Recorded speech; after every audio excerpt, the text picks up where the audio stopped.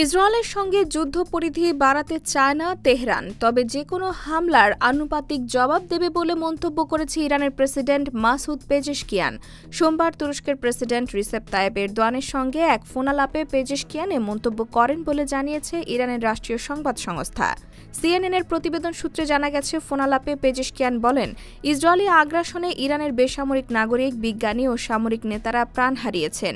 Iran এই যুদ্ধ শুরু করেনি, তবে কোনো হামলার মাত্রার ভিত্তিতে আমরা প্রতিক্রিয়া জানাব।